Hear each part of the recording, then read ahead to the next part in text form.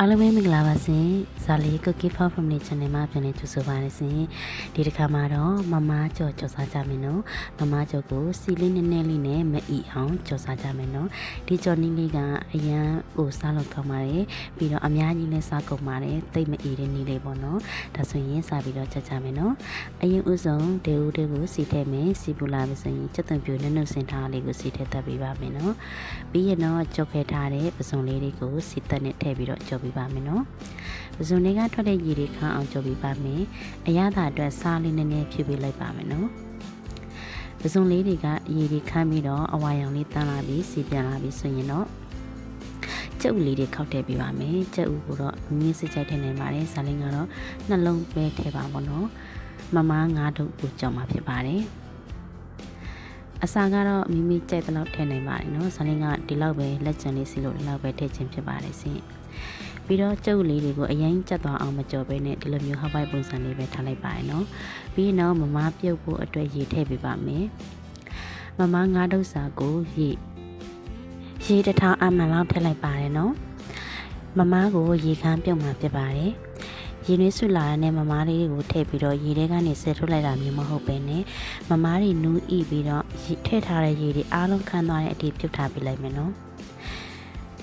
ဒီလိုပြုတ်ပြခြင်းအပြင်မမားကြော်ကိုကြော်စားတဲ့အခါမှာအရင်အေးသွားခြင်းမဖြစ်စေဘူးနော်ပြီးတော့ရေတွေအများကြီးထည့်ထားတာဖြစ်တဲ့အတွက်ကြောင့်မလို့ရေတက်လည်းရစေပါတယ်ရှင်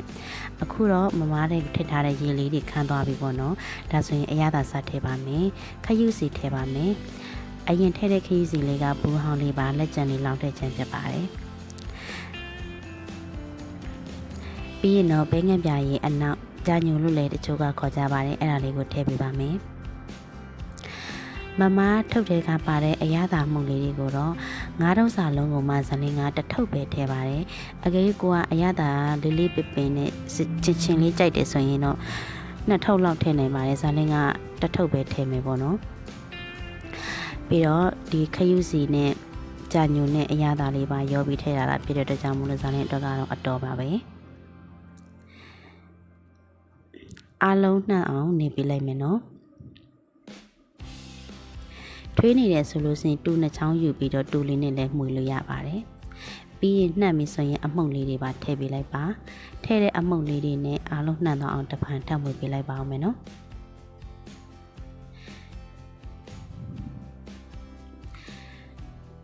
ရေကိုမမားထဲမှာအကုန်လုံးခါအောင်ပြုတ်ထားတဲ့အတွက်မမားအချောင်းလေးတွေကနူးဣပြီးတော့လေ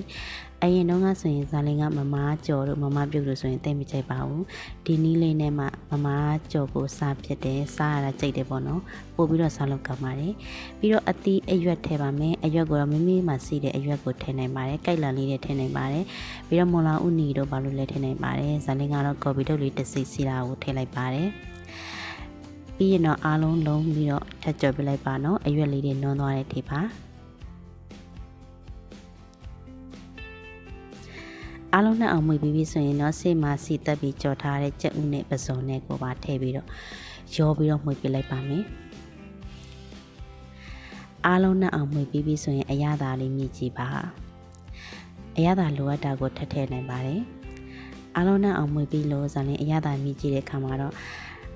အရသာအချိုရသာလေးနည်းနည်းပေါ့တယ်လို့ခံစားရတယ်ပြီးတော့အယောင်လေးလည်းနည်းနည်းဖြော့တယ်လို့ခံစားရလို့ကြာညိုလေးနည်းနည်းလေးထပ်ထည့်လိုက်ပါတယ်ပြီးတော့အခုလိုတူလေးနဲ့ချောင်းယူပြီးတော့သမပစ်လိုက်ပါတယ်ဒါဆိုရင်တော့အရသာစီပြီးတော့အရန်စားကောင်းနေစားလိုက်တိုင်းလည်းမအီသွားစေတဲ့နည်းလေးပေါ့နော်မမကြော်နည်းလေးပါဒီနေ့ဗီဒီယိုလေးကဒီလောက်ပါပဲအဆုံးထိလိုက်ပါကြည့်စုပြီးလို့အထူးပဲကျေးဇူးတင်ပါတယ်အားလုံးပဲနေကောင်းကြမှာပြီးတော့ဘေးဘေးဝေးခွာကြပါစေရှင်